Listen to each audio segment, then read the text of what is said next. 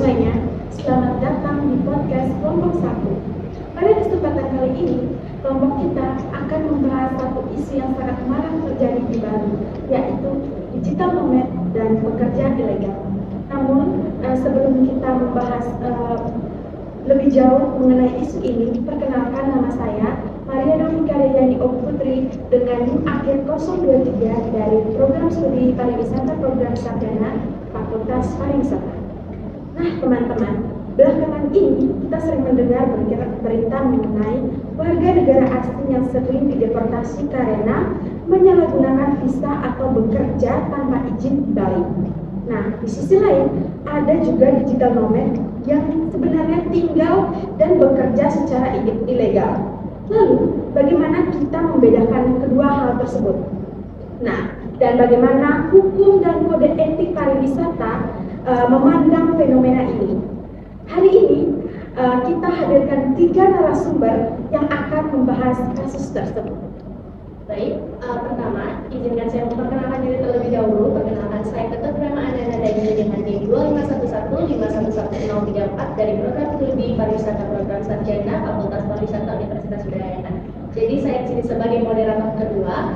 Sebelum kita masuk ke pembahasan intinya, izinkan saya untuk menjelaskan terlebih dahulu tentang kronologi kasus ini.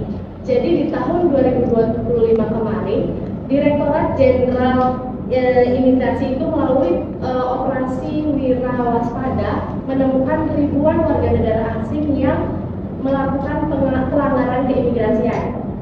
Beberapa warga negara asing itu menggunakan perusahaan investasi fiktif untuk mensponsori visa mereka, dan sebagian warga negara asing juga bekerja tanpa melakukan ataupun mengikuti peraturan-peraturan yang sesuai. Maka dari itu mereka dikenakan tindakan deportasi. Nah, kemudian untuk pertanyaan pertama tadi akan saya ajukan kepada narasumber pertama. Narasumber pertama, waktu dan tempat dipersilakan. Oke, terima kasih atas pertanyaan yang telah diberikan oleh Prema. Tapi sebelum itu saya akan memperkenalkan diri terlebih dahulu. Nama saya Nipturi Bremawati dengan NIM 024. Saya adalah mahasiswa dari Fakultas Pariwisata dengan Program Studi Sarjana Pariwisata Universitas Udayana. Untuk pembahasan pertamanya yaitu mengenai digital nomad. Pertama-tama kita perlu memahami bahwa digital nomad itu bukanlah pekerjaan yang ilegal. Jika mereka menggunakan izin yang sudah patut dan sesuai dengan peraturan yang ada di Indonesia, mereka dapat disebut sebagai pekerja legal. Biasanya digital nomad adalah seorang yang bekerja secara daring untuk perusahaan atau klien dari luar negeri.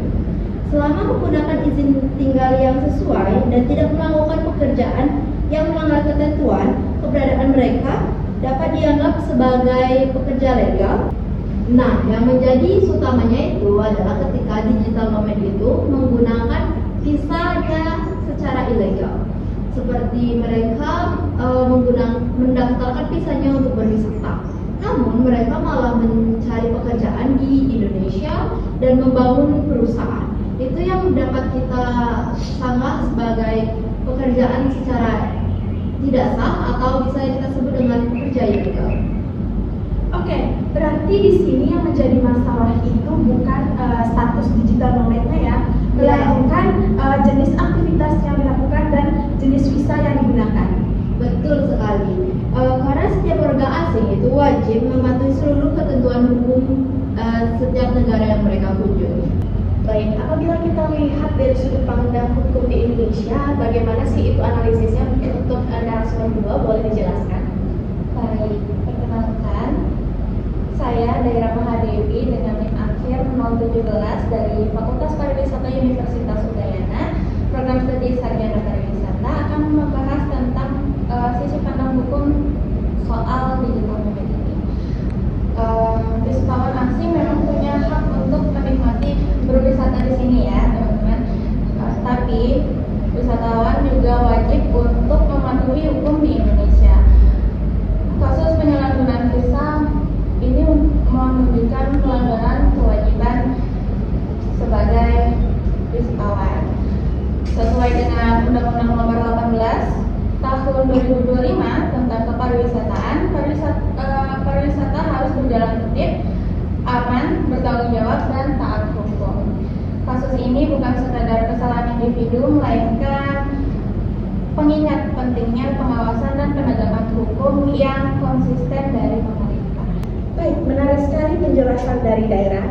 Nah, jika kita lihat dari sisi etika pariwisata internasional atau Global Code of Ethics for Tourism atau biasa kita sebut dengan GCET, bagaimana pendapat Anda narasumber ketiga?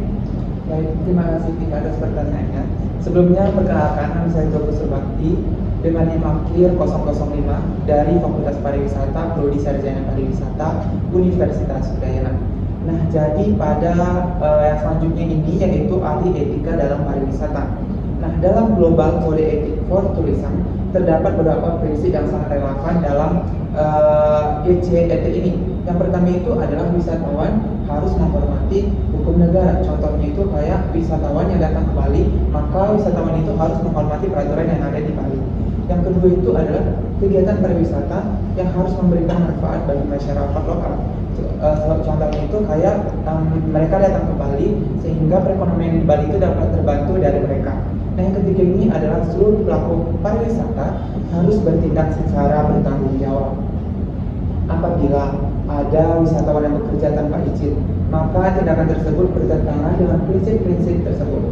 Selain melanggar hukum, tindakan tersebut juga akan mempengaruhi kesempatan kerja masyarakat lokal serta menciptakan persaingan yang tidak sehat. Baik, lalu sebenarnya menurut Tobu sendiri, digital nomad ini sebenarnya dapat memberikan dampak positif juga nggak sih selain dari dampak-dampak negatif yang sudah terjadi? Tentu saja, Prema. Digital nomad ini yang legal justru memberikan banyak manfaat. Misalnya mereka tinggal lebih lama di Bali. Mereka menyewa villa, menggunakan co-working space, makan di restoran lokal, menggunakan transportasi lokal, sehingga mereka juga ikut dalam membeli produk UMKM. Nah, artinya mereka ikut menggerakkan roda ekonomi daerah yang ada di Bali. Nah, jadi kita tidak boleh menganggap seluruh digital nomad ini sebagai pelanggar hukum. Yang perlu dibedakan adalah antara digital nomad yang mematuhi aturan dengan WNA yang bekerja sama dengan ilegal. Baik, jika demikian, menurut narasumber 2, solusi apa yang dapat dilakukan agar kasus ini itu tidak terjadi secara terus-menerus? Oke, kalau menurut saya sendiri ada 3 solusi. Pertama, di pemerintah harus memperketat pengawasan terhadap izin tinggal WNA.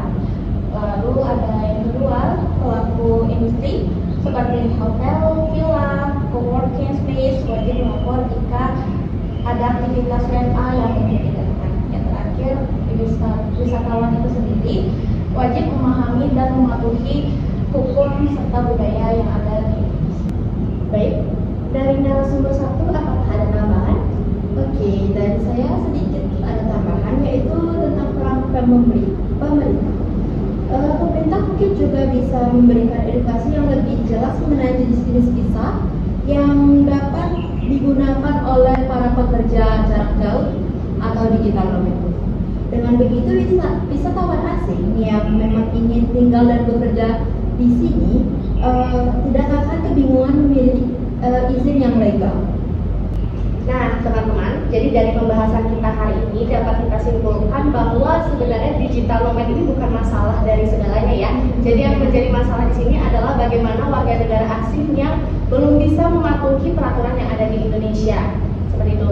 Sesuai dengan penerapan Undang-Undang Nomor 18 Tahun 2025 dan juga Global Ethics of Code for Tourism, diharapkan seluruh pihak mulai dari pemerintah, kemudian pelaku usaha, dan tentunya wisatawan itu dapat bersama-sama mewujudkan pariwisata di Indonesia yang aman, berkelanjutan, dan tentunya memberikan manfaat yang baik bagi masyarakat di Indonesia seperti itu. Nah, sebelum saya tutup, saya mengucapkan terima kasih banyak kepada seluruh narasumber yang sudah berkenan hadir di diskusi hari ini, dan terima kasih juga kepada teman-teman yang sudah menyimak podcast kita hari ini. Akhir kata saya tutup, sampai jumpa di podcast selanjutnya.